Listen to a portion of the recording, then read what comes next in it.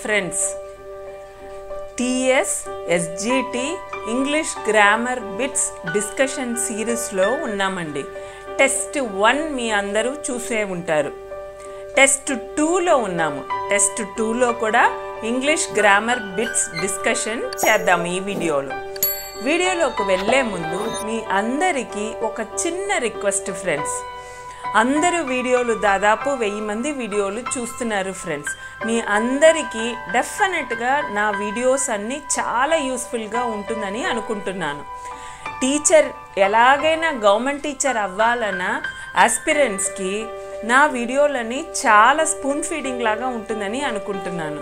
మీరందరూ చూస్తున్నారు కానీ నాకు చేయాల్సిన చిన్న సహాయం మర్చిపోతున్నారు ఫ్రెండ్స్. మర్చిపోకుండా ఈ వీడియో టైటిల్ కింద లైక్ బటన్ ఉంటుంది.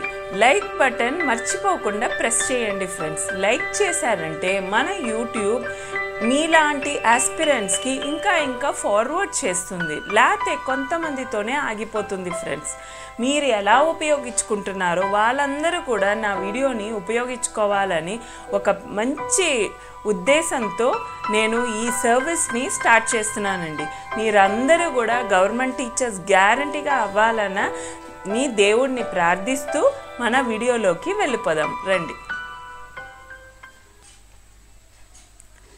Welcome back friends. Discussion of Avanigadda Pragati TS SGT పేపర్లో ఉన్న ఇంగ్లీష్ గ్రామర్ బిట్స్. ఈ టెస్ట్ని మన అవనిగడ్డ ప్రగతి ఇన్స్టిట్యూషన్ 15వ తారీఖు కండక్ట్ చేసింది ఫ్రెండ్స్. సో నేను ఈరోజు మీకు రిలీజ్ చేస్తున్నాను. రండి ఫస్ట్ క్వశ్చన్కి వెళ్ళిపోదాం. Choose the గ్రామాటికలీ correct sentence. ఈ ఇచ్చిన 4 ఆప్షన్స్లో ఏది కరెక్ట్గా ఉంది, గ్రామాటికలీ ఏది కరెక్ట్గా ఉంది అని అడుగుతున్నారు ఫ్రెండ్స్. ఫస్ట్ సెంటెన్స్లో our aunty lives in USA. USA పక్కన అసలు ఆర్టికల్ ఏమీ ఇవ్వలేదు. సో ఇది కరెక్ట్ కాదు friends. Our aunty lives in the USA అన్నారు. ఇక్కడ దని నేను కరెక్ట్ ఆప్షన్ అంటున్నాను ఫ్రెండ్స్. ఎందుకనంటే నేను ఎక్స్ప్లెనేషన్ కింద రాస్తాను చూడండి. ఇఫ్ ద కంట్రీ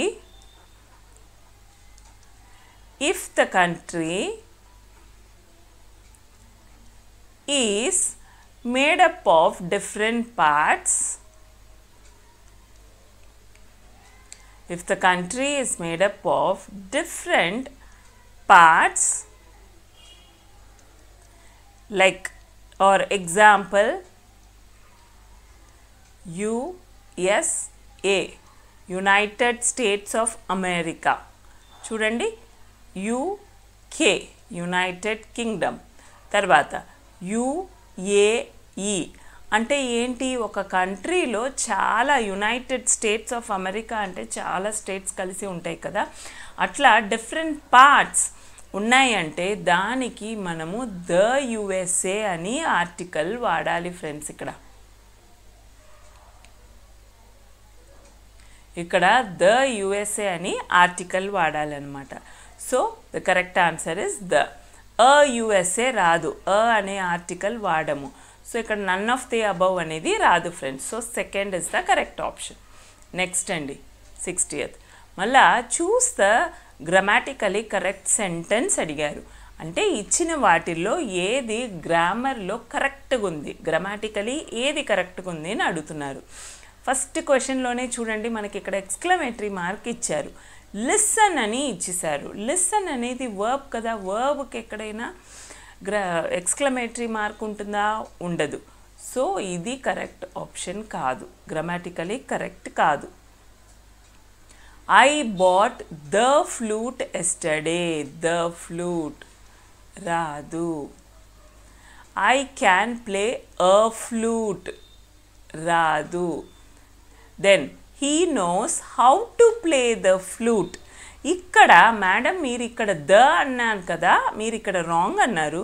కానీ ఇక్కడ ద ఫ్లూట్ అన్నందుకు ఇదే కదా కరెక్ట్ ఆప్షన్ అంటున్నారు. ఎందుకని మేడం అంటే ఇక్కడ సెంటెన్స్ చూడండి, నేను ఫ్లూట్ కొన్నాను నిన్న అని అనొచ్చు. ఫ్లూట్ నిన్న కొన్నానని కామన్గా అనాలి కానీ ద వాడితే స్పెసిఫిక్గా ఆ ఫ్లూట్నే కొన్నానని మనం ఎక్కడైనా చెప్పగలమా ఫ్రెండ్స్? చెప్పలేము. అందుకని ఆ సెంటెన్స్లో ఉన్న మీనింగ్ ప్రకారంగా ద అనేది wrong. He knows how to play the flute అంటే తనకి ఆ పర్టిక్యులర్ ఫ్లూట్ ఎలా ప్లే చేయాలో తెలుసు, ఎలా వాయించాలో తెలుసు అంటున్నారనమాట. ఆ సెంటెన్స్ మీనింగ్ ప్రకారంగా ఇక్కడ ద అనేది correct friends. So fourth option is the correct option. Next, the school boy goes to dash school unwillingly like a snail.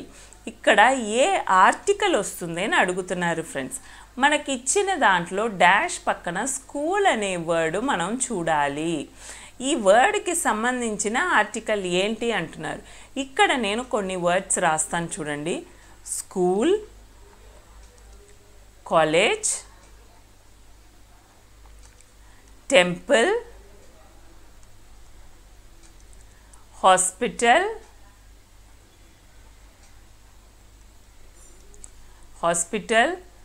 church, jail, prison. ఇవన్నీ ఏదో ఒక పర్పస్ కోసం ఫంక్షన్ చేస్తున్నాయి. స్కూల్ అంటే చదువు నేర్పిస్తానికి మాత్రమే, స్కూల్ కానీ కాలేజ్ కానీ.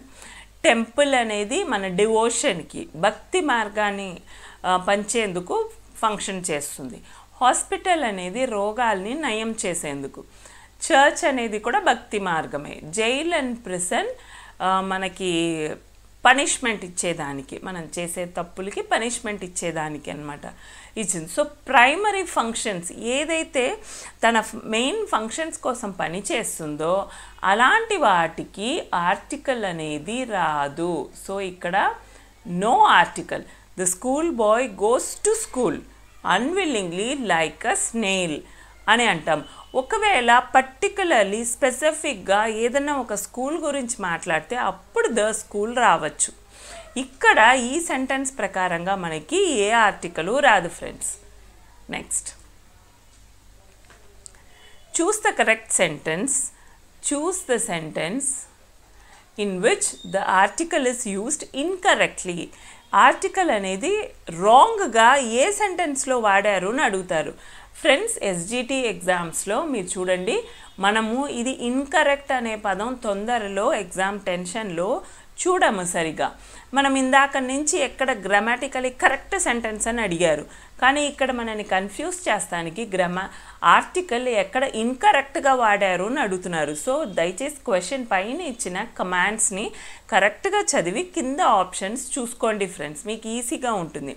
ఇక్కడ ఆర్టికల్ కరెక్ట్గా ఏ సెంటెన్స్లో వాడలేదు, ఏ ఆప్షన్లో వాడలేదు అని అడుగుతున్నారు. సో దయచేసి కరెక్ట్గా చూసుకోండి. I speak the English fluently. ఉన్న లాంగ్వేజెస్ అన్నిట్లోని ఇంగ్లీష్ని మాత్రమే నేను చాలా ఫ్లూయెంట్గా మాట్లాడగలుగుతాను అంటున్నారు. అది కరెక్టే కదా మరి. He stressed the importance of the English language. English language యొక్క ఇంపార్టెన్స్ని తను చాలా స్ట్రెస్ చేసి మాట్లాడారంట. థర్డ్ ఆప్షన్ చూద్దాం friends. The English like muffins అన్నారు. ద ఇంగ్లీష్ లైక్ మఫిన్స్ ఏంటి? The English is like muffins అనో ఏదో కొంచెం అక్కడ ద ఇంగ్లీష్ అనేది మఫిన్స్ ముందు రావడం అంత యాప్ట్గా లేదు ఫ్రెండ్స్. అందుకని ఇదే incorrect sentence. The English we speak here is different from the English they speak. వాళ్ళు మాట్లాడే ఇంగ్లీషు తేడాగా ఉంది మనం మాట్లాడే ఇంగ్లీష్ కంటే, లేకపోతే మనం మాట్లాడే ఇంగ్లీష్ వాళ్ళు మాట్లాడే ఇంగ్లీష్ కంటే తేడాగా ఉంది అంటున్నారు. మనం మాట్లాడే ఇంగ్లీష్ స్పెసిఫిక్, అది వాళ్ళు మాట్లాడే ఇంగ్లీష్కి కంపేర్ చేస్తున్నారు కాబట్టి అక్కడ ద అనేది రావచ్చు. సో ఆ సెంటెన్స్లో కూడా మిస్టేక్ లేదు. సో మిస్టేక్ అనేది చాలా ఇన్కంప్లీట్గా ఉన్న థర్డ్ వన్లోనే ఉన్నది. So the correct option is 3. Have you been to Canada or dash United States? ఇక్కడ కెనడా అనేది సింగిల్, ఇక్కడ ఏం డిఫరెంట్ పార్ట్స్ లేదు దీనికి. అందుకని ఇక్కడ ఆర్టికల్ రాదు. ఇక్కడ యునైటెడ్ స్టేట్స్ ఇందాకే అన్నా నేను, యునైటెడ్ స్టేట్స్ కానీ యుఏఈ కానీ యూకే కానీ వచ్చిందంటే అక్కడ ద అనే ఆర్టికల్ రావాలి. సో ఏది కరెక్ట్ ఆప్షన్ మనకి? ఆప్షన్ 1 అన్నమాట. No article, the. Next, I had dash hearty breakfast. And రాదం ఫ్రెండ్స్, ద రాదు అసలు. హార్టీకి ముందు ద రాదు. నో ఆర్టికల్ ఛాన్స్ లేదు. So I had a hearty breakfast. Next, have you read Valmiki's dash Ramayana. ఇక్కడ మీరు నోట్ చేశారంటే ఏ ఆర్టికల్ రావాలని అడుగుతున్నారు ఫ్రెండ్స్. నేను ఒక చిన్న నోట్ కింద రాస్తాను, అది చదివి ఎక్స్ప్లెయిన్ చేస్తాను. ద అనే article is not used when the name of a book is mentioned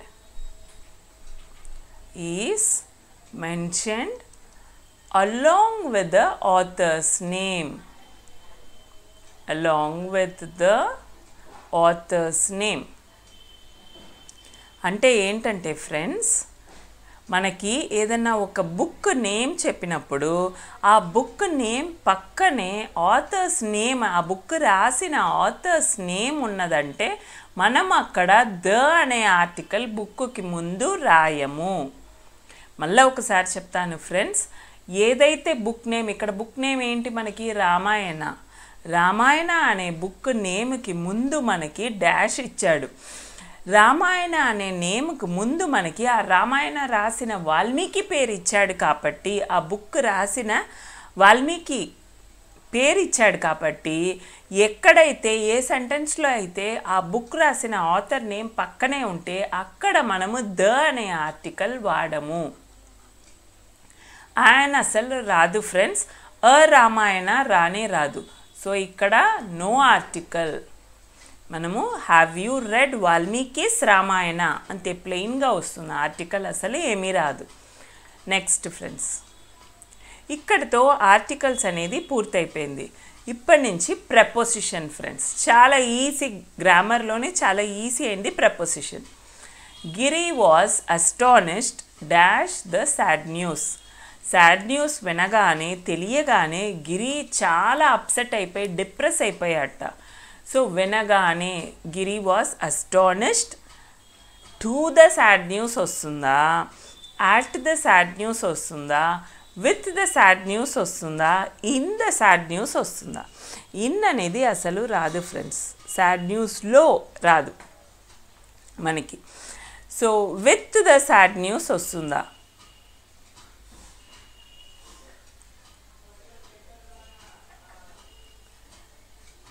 Giri was astonished with the sad news రాదు. ఇక్కడ Giri was astonished to the sad news రాదు. Giri was astonished at the sad news వస్తుంది. Next, I do not agree dash you on this point. నేను నీ పాయింట్ని agree చేయటం లేదు, నీ పాయింట్ని, నువ్వు చెప్పిన ఈ పాయింట్ని అగ్రీ చేయటం లేదు అంటున్నారు.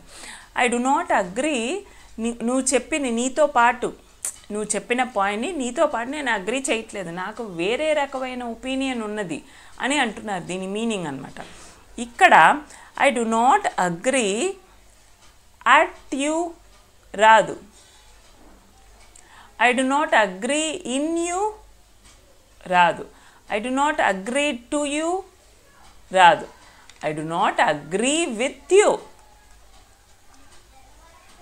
నువ్వు చెప్పిన పాయింట్ నీతో పాటు నేను అగ్రీ చేయటం లేదు అని అర్థం friends. Next 68. The girl goes to school dash her bicycle. చాలా ఈజీ. గర్ల్ స్కూల్కి ఎలా వెళ్తుంది? బైసైకిల్ మీద వెళ్తుంది. సో ఆన్ హర్ బైసైకిల్, చాలా ఈజీగా చెప్పేయచ్చు మనం. On her bicycle. బయ్యో, విత్తో, ఇన్నో రానే రాదు అసలు. Next friends, Birbal was famous dash his uncommon wit. Wit అనేది హాస్యం.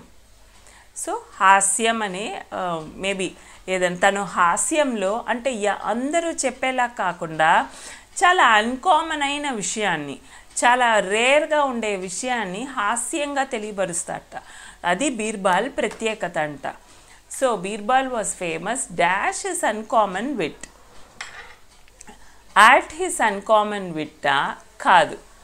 బీర్బల్ వాజ్ ఫేమస్ ఆన్ అసలే రాదు. ఆన్ హిస్ అన్కామన్ విట్ రాదు. విత్ హిస్ అన్కామన్ విట్ కాదు. Far. Birbal is famous far.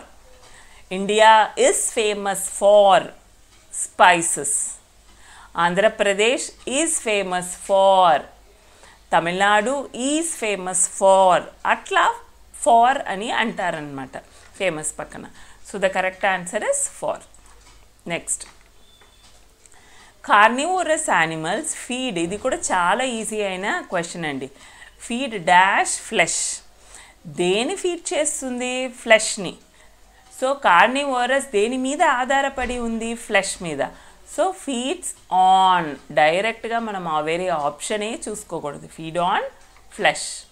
Next 71st question friends.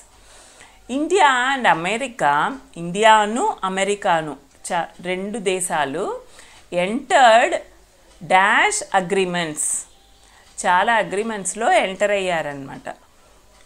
చూస్తే కరెక్ట్ ప్రపోజిషన్. రెండు కలిసి ఉన్నప్పుడు, రెండు ఉన్నప్పుడు ఇంటూ రాదు. With various agreements. Entered with various. ఎందుకంటే రెండు దేశాలు కలిసి ఉంటున్నాయి కాబట్టి రెండు ఎంటర్డ్ విత్ వేరియస్ అగ్రిమెంట్స్ వస్తుంది friends. Next 72. I'm going dash holiday next week. ఇక్కడ 72 ఐఎమ్ గోయింగ్ ఆన్.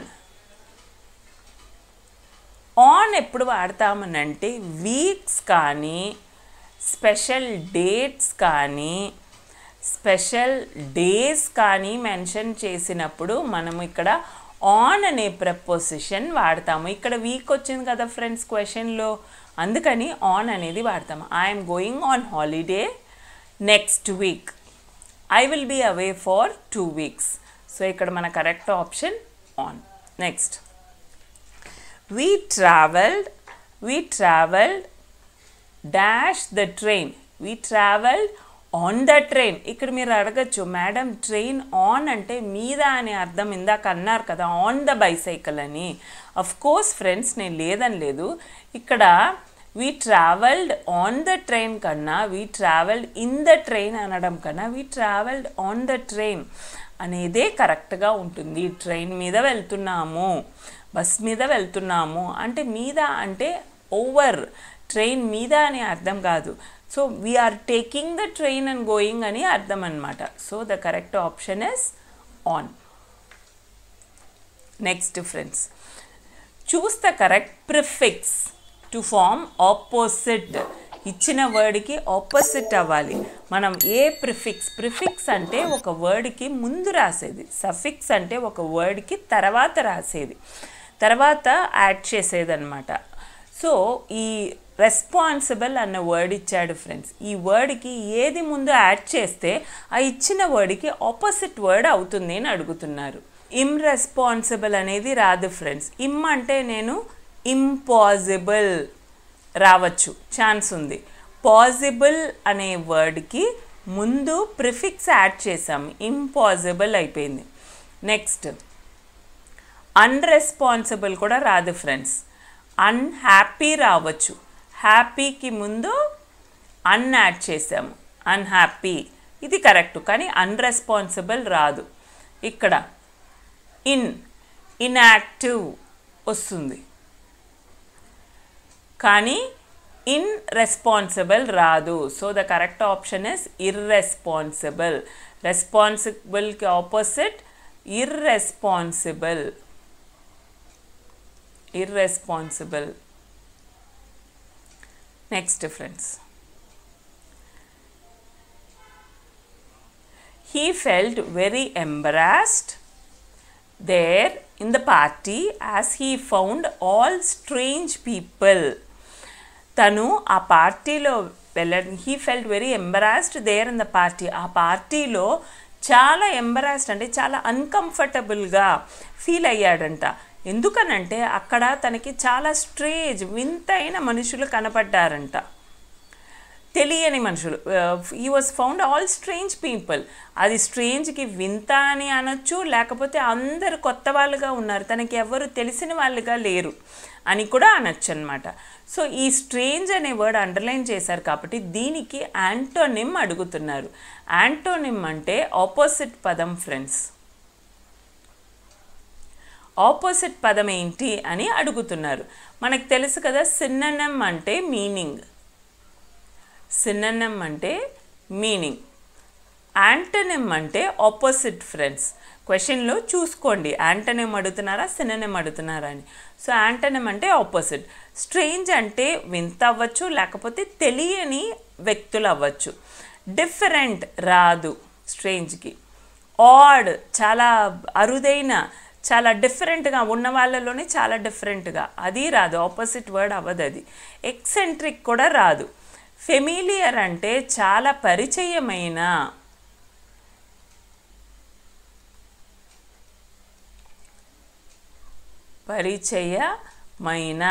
ఇక్కడ నేనేమన్నాను, అసలు తెలియని వ్యక్తులు. ఇక్కడ ఫెమిలియర్ అంటే పరిచయమైన. So the correct option is number 2 familiar. స్ట్రేంజ్కి opposite familiar. Next friends last bit అండి. We should be thankful to god. దేవుడికి మనము థ్యాంక్ చేయాలి. ఎందుకనంటే ఫార్ హిస్ అమేజింగ్ గ్రేస్, తన గ్రేస్, తన కరుణ, మనకి చూపించే తన ప్రేమ, కరుణ అండ్ మర్సీ, తన జాలి మన మీద చూపించడానికి దేవుడు చూపిస్తాడు కదా, అందుకని దేవుడికి మనం ఎప్పుడు కృతజ్ఞతగా ఉండాలి. After all we are alive with happiness. మనం చాలా సంతోషంగా బ్రతికున్నందుకు దేవుడికి మనము ఎప్పుడు థ్యాంక్ చేయాలి అంటున్నారనమాట. ఇక్కడ అలైవ్ అనే వర్డ్ని అండర్లైన్ చేశారు. ఈ వర్డ్కి కూడా, అలైవ్ అనే వర్డ్కి కూడా ఆపోజిట్ పదం అడుగుతున్నారు. చాలా ఈజీ. అలైవ్ అంటే బ్రతికుండడం, దానికి ఆపోజిట్ ఏముంటుంది ఫ్రెండ్స్? డెడ్ అనేది. సో అలైవ్కి opposite dead. So 4th one is the correct option friends. ఇక్కడితో మనకి టెస్ట్ 2లో ఉన్న ఇంగ్లీష్ గ్రామర్ బిట్స్ అనేది పూర్తయిపోయింది ఫ్రెండ్స్.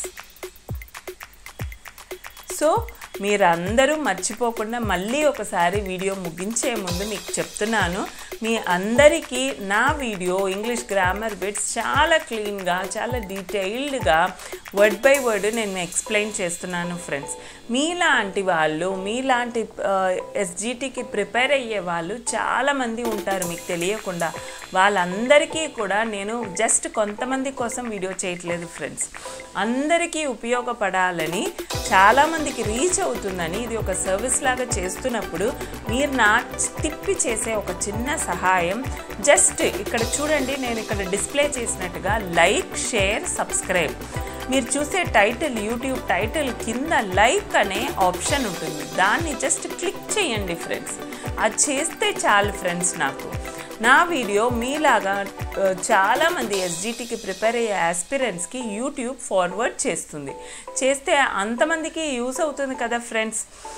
సో మీరు చాలామందికి యూస్ అయిందంటే నాకు అది చాలా సంతోషం ఫ్రెండ్స్. అందుకోసమని మర్చిపోకుండా టైటిల్ కింద ఉన్న లైక్ బటన్ని ప్రెస్ చేయండి, సబ్స్క్రైబ్ చేసుకొని ఛానల్ చూడండి. మళ్ళా టెస్ట్ 3 అంటే తెలంగాణ సెట్ ఎస్జిటిలో టెస్ట్ 3లో ఇంగ్లీష్ గ్రామర్ బిట్స్ డిస్కషన్లో మళ్ళీ మీ అందరినీ కలుస్తాను. టేక్ కేర్ అప్పటి వరకు. అండ్ మీ అందరూ ఎస్జిటి టీచర్స్ అవ్వాలని కోరుకుంటూ బాయ్. Thank you.